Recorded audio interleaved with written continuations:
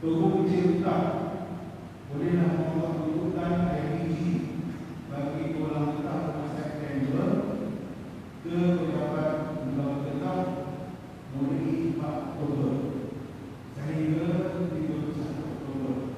Ini untuk bayaran bulan September 2009. Yang kedua, juga daripada Besar pendaftaran dan permohonan bantuan musim terpujuk.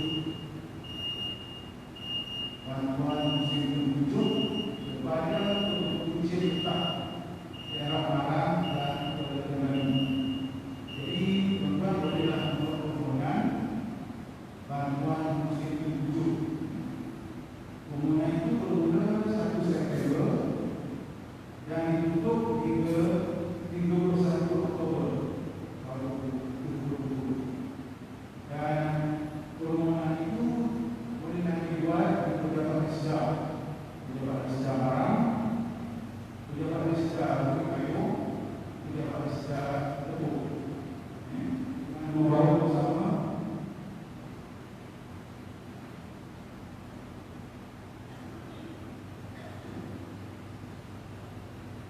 gerak tetap asli asal, kad kenalan asal, kad asal BETG, kad SIC dan buku kampung asal semasa membuat pendaftaran. Jadi itulah makluman untuk sekian. Assalamualaikum warahmatullahi wabarakatuh.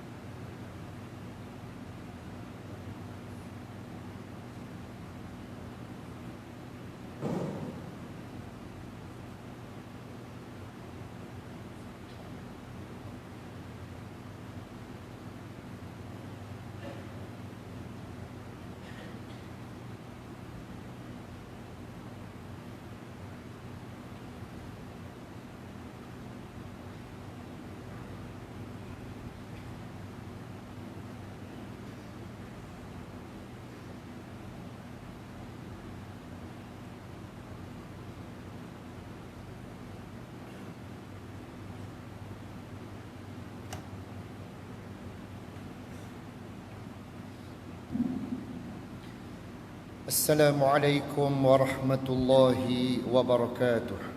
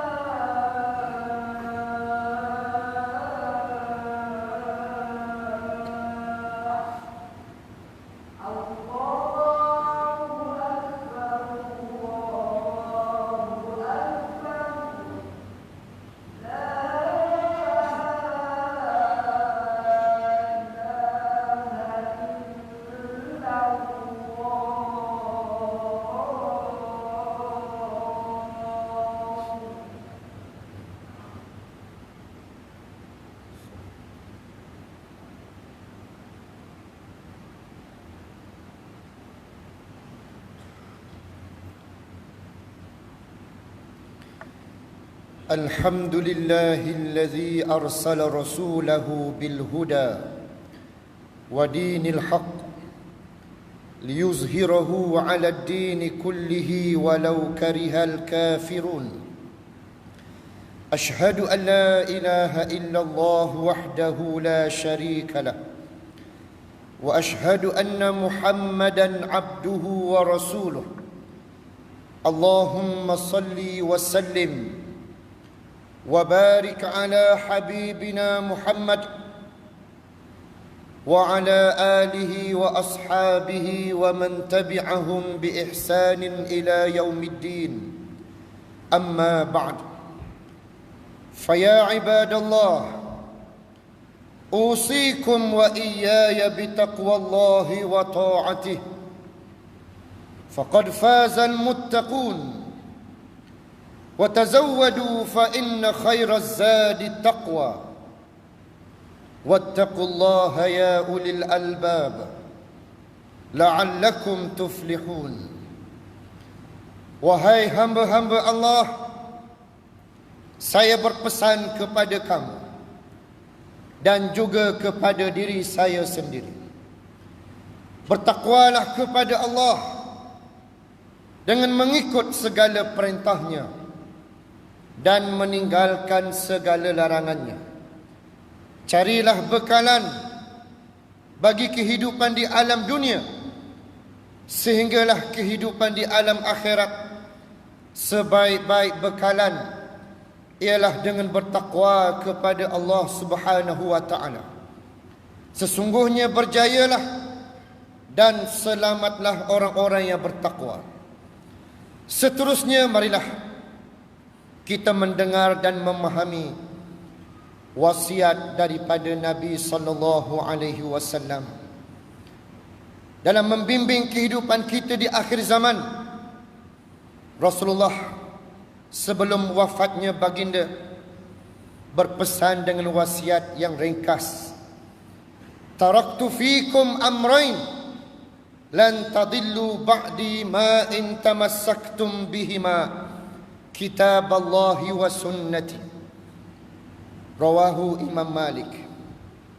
Yang bermaksud, sesungguhnya telah aku tinggalkan kepada kamu dua perkara, selagi mana kamu berpegang akan dua perkara tersebut, kamu tidak akan sesat selama-lamanya. Iaitulah kitab Allah Al-Quranul Karim dan sunnati, yakni sunnahku, al-hadis, pengajaran yang disampaikan oleh Nabi sallallahu alaihi wasallam. Hadis riwayat Imam Malik dalam kitab Al-Muwatta. Saudaraku muslimin, sidang Jumaat yang dirahmati Allah sekalian, memang terbukti dan jelas benarnya apa yang diwasiatkan oleh Nabi sallallahu alaihi wasallam. Selagi umat Islam berpegang akan dua perkara ini, Al-Quran dan hadis, dalam kehidupan mereka, mereka mendapat kehidupan yang selamat, kehidupan yang dikasihi oleh Allah Subhanahu wa taala. Namun bayangkan apa yang berlaku setelah kewafatan Nabi sallallahu alaihi wasallam, khususnya di kalangan bangsa Arab.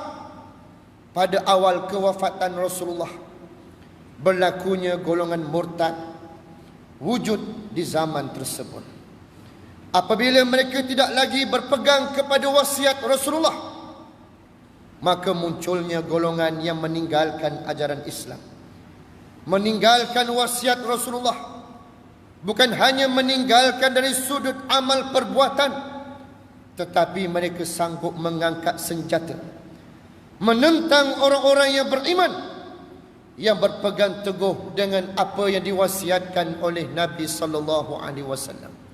Di samping dengan mengangkat senjata itu, mereka mendapat sokongan daripada dua kuasa besar dunia, Rom dan Parsi, dalam menjahanamkan Islam, agama yang diasaskan oleh Nabi sallallahu alaihi wasallam. Sehingga berlakunya siri peperangan mengakibatkan ada di kalangan orang-orang Islam para sahabat radhiyallahu anhum yang mendapat nikmat syahid di sisi Allah Subhanahu wa taala. Walaupun demikian, Allah tetap memelihara agama. Allah tetap melahirkan golongan yang akan berpegang teguh dengan apa yang diperintahkan Allah dan Rasulnya. Termasuklah jaminan Allah yang disebut dalam Al-Quranul Karim.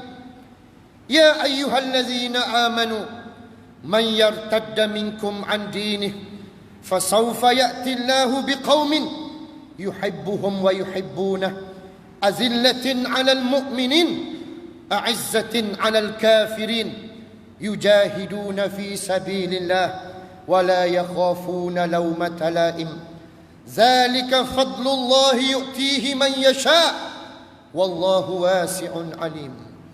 Surah Al-Maidah. Allah menyatakan, wahai orang-orang yang beriman, sekiranya kalangan kamu berpaling ataupun meninggalkan tanggungjawab kamu untuk memelihara agama Allah, nescaya Allah akan datangkan satu golongan manusia. Allah mengasihi mereka dan mereka mengasihi Allah.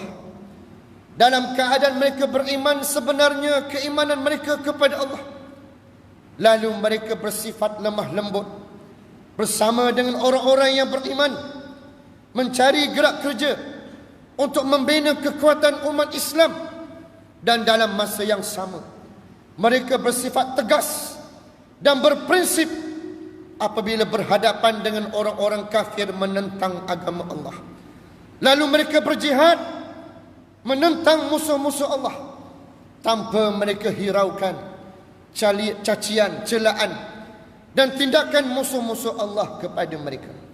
Demikianlah apa yang telah dikurniakan kelebihan Allah ke atas mereka yang dikehendaki Allah Subhanahu wa taala.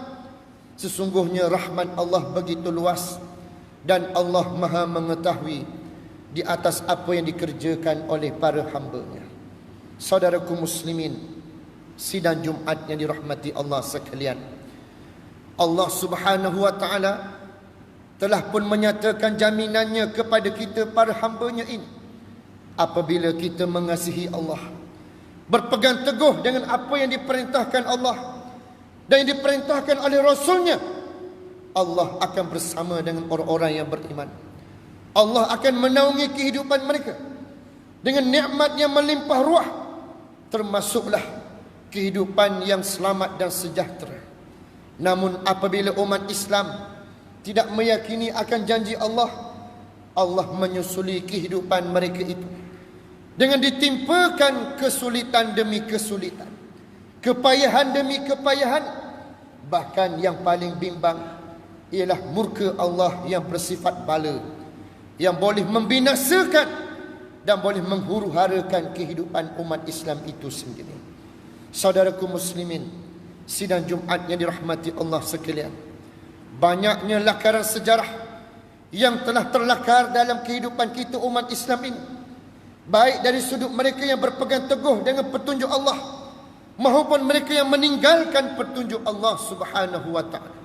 Mereka yang berpegang teguh dengan perintah Allah, tengok apa yang berlaku di zaman kedatangan Tatar menyerang Baghdad, sehingga orang-orang Islam yang berpegang teguh dengan perintah Allah dan Rasul-Nya, berlakunya pertembungan dan pertempuran yang dahsyat, sehingga ramainya terkorban umat Islam, sehingga lautan ataupun sungai Dajlah dan sungai Furat dicemari dengan dakwat-dakwat kitab-kitab umat Islam, sehinggalah dalam masa yang sama bau mayat bergelimpangan dan juga darah-darah yang mengganggu kehidupan pada waktu itu.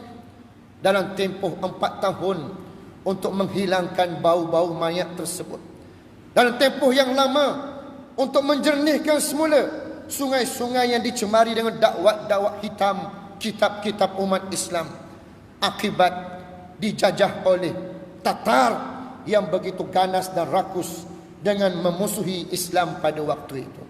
Namun dengan berkat istiqamahnya keyakinan umat Islam berpegang teguh dengan Islam, walaupun mereka jumlah yang minoriti, jumlah yang sedikit, Allah mengurniakan kemenangan dan kekuatan kepada mereka. Azillatin 'alal mu'minin, a'izzatin 'alal kafirin. Mereka bersifat lemah lembut bersama orang beriman, bersifat tegas dengan orang-orang kafir. Namun sejarah telah terbukti Tatar akhirnya berjaya dikalahkan dalam peperangan Anjalut, sehingga Tatar kalah dalam keadaan bukan hanya kalah, tetapi mereka dapat mengecapi nikmat Islam. Mereka gerun melihat izzah, kemuliaan yang ada pada orang-orang Islam. Jarang dalam sejarah kehidupan dunia tempat yang dijajah, tempat yang dikuasai oleh penjajah yang masuk Islam dan mengikut adat dan kehidupan orang yang dijajah. Sebaliknya itulah yang berlaku dalam kehidupan ini. Itulah yang berlaku kelazimannya. Tempat yang dijajah, para penjajah mempengaruhi orang-orang yang dijajahnya. Tetapi peristiwa di Anjalut, apabila di Baghdad itu umat Islam berpegang teguh dengan Islam, mereka mampu melaksanakan tanggungjawab mereka, mengislamkan para orang-orang Tatar, sehingga akhirnya Islam berkembang dan berdaulat dengan hebat sekali. Maka begitulah sejarah umat Islam yang sepatutnya kita ambil pedoman dan juga pengajaran daripadanya. dalam menjadikan motivasi buat kita semua, umat di akhir zaman ini yang begitu banyak ujian dan pancaroba yang menguji keimanan kita. Ada di kalangan kita umat Islam pada hari ini telah meninggalkan wasiat dan pesanan Nabi SAW. Mereka lebih yakin dan percaya dengan ideologi-ideologi, pemikiran-pemikiran yang mengarut, sehingga mereka menjadi asbab kepada perpecahan umat Islam. Mereka menjadi punca kepada keruntuhan ketamadunan Islam. Bahkan mereka lah orang-orang yang menghuru-harakan dunia umat Islam, sehingga membuka ruang kepada musuh-musuh Islam mengambil kesempatan terhadap kelemahan yang wujud dan muncul dalam kehidupan negara-negara umat Islam. Hari ini kita menyaksikan di kalangan bangsa Arab sendiri, pemimpin-pemimpin negara mereka, ada yang sudah pun menunjukkan kemesraan mereka tanpa rasa segan dan silu, bersekongkol dengan musuh Allah yang nyata, Zionis Israel, yang mengambil dan merampas Baitul Maqdis, tanah suci umat Islam. Dengan mereka sedang berusaha menjadikan Baitul Maqdis itu ditukarnya kepada Haikal Sulaiman, kuil, satu tempat ibadat yang mereka telah selewengkan dalam ajaran yang diturunkan oleh Allah Subhanahu wa taala.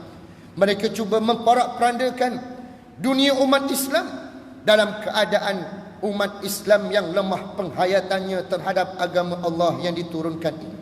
Sedangkan Nabi telah berpesan dengan wasiat yang begitu ringkas dan mudah difahami. Selagi berpegang teguhnya kita dengan Al-Quran dan As-Sunnah, kita akan selamat, kita akan dikasihi Allah, kita akan terhindar daripada kehidupan yang sesat. Tetapi malangnya umat Islam sendiri tidak yakin dengan pesanan dan wasiat Nabi SAW, sehingga kita menyaksikan dunia umat Islam porak-poranda. Dunia umat Islam dalam keadaan yang lemah, berpecah belahnya, tiada kesatuan. Termasuklah negara kita sendiri dalam keadaan kita yang sudah pun terhad bilangan umat Islam, masih kedapatan orang-orang yang khususnya di kalangan para ahli politik. Politik adalah harus dan memang menjadi kewajipan dalam Islam, kerana disitulah merupakan medium untuk membina sebuah kuasa pemerintahan dalam melaksanakan syariat Allah Subhanahu wa taala. Tetapi malangnya di kalangan ahli politik yang dipanggil politikus-politikus yang ada kepentingan peribadi tertentu, mereka sanggup ingin memuaskan nafsu serakah mereka, sehingga menghuru-harakan keadaan umat, menghuru-harakan keadaan negara, sehingga mereka melakukan kesilapan. Dan mereka hanya begitu mudah apabila melakukan kesilapan dengan bermohon maaf. Adakah ini budayanya? Tetapi perlu diingat, apabila golongan-golongan yang mementingkan nafsu syahwat mereka ini masih bermaharajalan, diberi ruang dan muka kepada mereka, selagi itulah akan berlakunya huru-hara, akan berlakunya keadaan yang tidak memberi ketenteraman kepada kehidupan bermasyarakat dan bernegara. Sebaliknya, marilah kita kembali kepada Al-Quran, kembali kepada As-Sunnah, bersama dengan golongan mereka yang berjuang dalam medan politik, dalam menegakkan syariat Allah, berpegang teguh kepada Al-Quran dan As-Sunnah sebagaimana pesanan dan wasiat Nabi sallallahu alaihi wasallam. A'udzu billahi minasy syaithanir rajim. Bismillahirrahmanirrahim. Wal 'asr innal insana lafi khusr illa allazina amanu wa 'amilus solihat wa tawasaw bil haqq wa tawasaw bis sabr. Demi masa, sesungguhnya manusia itu berada dalam kerugian kecuali orang-orang yang beriman dan yang beramal dengan amal yang soleh. Mereka berpesan-pesan dengan kebenaran dan berpesan-pesan dengan kesabaran. Barakallahu li wa lakum fil Qur'anil azim wa nafa'ani wa iyyakum bima fihi minal ayati wa zikril hakim wa taqabbala minni wa minkum tilawatah innahu huwas samiul alim. Aqulu qawli hadza wa astaghfirullahal azim li wa lakum wa lisairil muslimina wal muslimat wal mu'minina wal mu'minat fastaghfiruhu innallaha ghafurur rahim. Amin. Amin.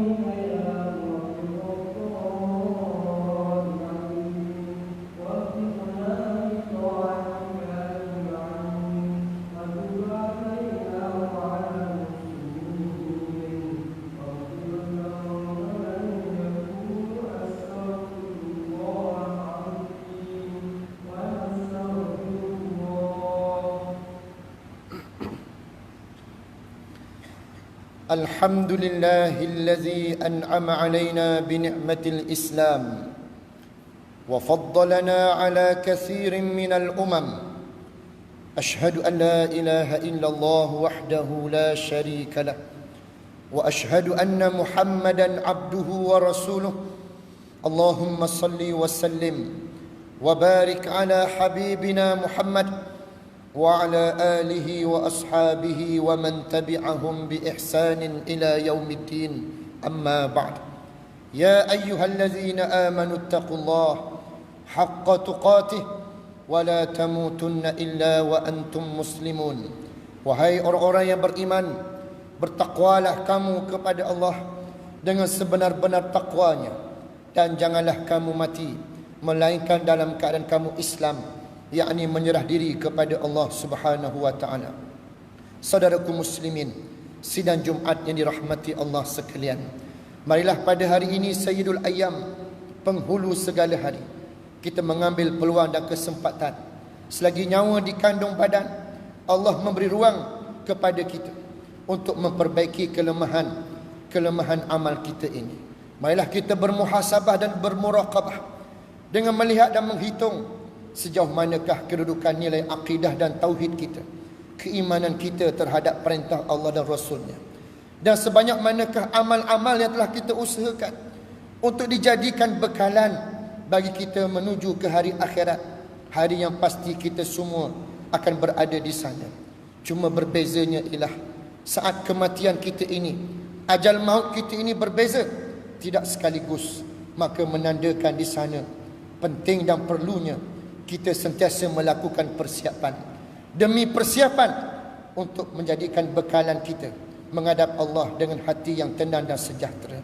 Maka marilah pada hari ini kita melihat dan menyusun semula kelemahan-kelemahan amal kita dengan memperkasakan dan memperelokkan dengan sebaik-baiknya. Bukan hanya diri kita, termasuklah isteri kita, anak-anak kita, jiran tetangga kita, masyarakat setempat kita, negeri dan negara kita, menjadi tuntutan dan kewajipan untuk sama-sama kita mengembeling tenaga, bersatu padu membina kekuatan umat Islam, membina kedaulatan Islam dengan sebaik-baiknya, yang menjadi saksi pada hari akhirat kelak untuk kita berhadapan dengan Allah Subhanahu wa taala.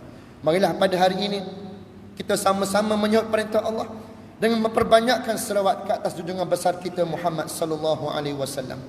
Innallaha wa malaikatahu yusalluna 'alan nabi ya ayyuhallazina amanu sallu 'alaihi wa sallimu taslima. Sesungguhnya Allah dan para malaikat berselawat ke atas Nabi. Wahai orang-orang yang beriman, berselawat dan mengucap salamlah kamu ke atasnya dengan sesungguh-sungguhnya. Sabda Nabi sallallahu alaihi wasallam, man shalla alayya marrah sallallahu alaihi biha asyra. Barang siapa yang berselawat ke atasku dengan satu selawat, nescaya Allah akan berselawat ke atasnya dengan 10 selawat. Allahumma salli ala Muhammad wa ala ali Muhammad kama sallaita ala Ibrahim wa ala ali Ibrahim wa barik ala Muhammad wa ala ali Muhammad kama barakta ala Ibrahim wa ala ali Ibrahim fil alamin innaka Hamidum Majid. Allahumma ighfir lil mu'minina wal mu'minat wal muslimina wal muslimat wal muallimina wal muallimat الأحياء منهم والأموات برحمتك يا أرحم الراحمين. اللهم اهدنا صراط المستقيم، اللهم اهدنا صراط المستقيم، اللهم اهدنا صراط المستقيم، صراط الذين أنعمت عليهم من النبيين والصديقين والشهداء والصالحين وحسن أولئك رفيقا. اللهم ادفع عنا البلاء والوباء والفحشاء ما لا يصرفه غيرك. اللهم إنا نعوذ بك من البرص والجنون والجزام وسيء الأسقام. اللهم اشف مرضانا وارحم موتانا والتف بنا فيما نزل بنا. اللهم احفظ مولانا الواثق بالله السلطان ميزان زين العابدين ابن المرحوم السلطان محمود المكتفي بالله الشاه، وأنزل الرحمة عليه وعلى السلطانة نور زاهرة سلطانة ترنغاني، واحفظ أولاده وأهله وزويه وأقاربه من المسلمين والمسلمات والمؤمنين والمؤمنات في الدنيا والآخرة برحمتك يا أرحم الراحمين. اللهم احفظ ولي العهد تنكو محمد إسماعيل ابن الواثق بالله السلطان ميزان زين العابدين. اللهم ربنا ظلمنا أنفسنا وإن لم تغفر لنا وترحمنا لنكونن من الخاسرين. اللهم أعز الإسلام والمسلمين والدعاة والمجاهدين والمظلومين والمستضعفين. اللهم انصرهم في الأرض الإسلام في كل مكان. اللهم ربنا ظلمنا أنفسنا وإن لم تغفر لنا وترحمنا لنكونن من الخاسرين. ربنا آتنا في الدنيا حسنة وفي الآخرة حسنة وقنا عذاب النار. وصلى الله على محمد وعلى آله وصحبه وبارك وسلم والحمد لله رب العالمين. قوموا إلى صلاتكم.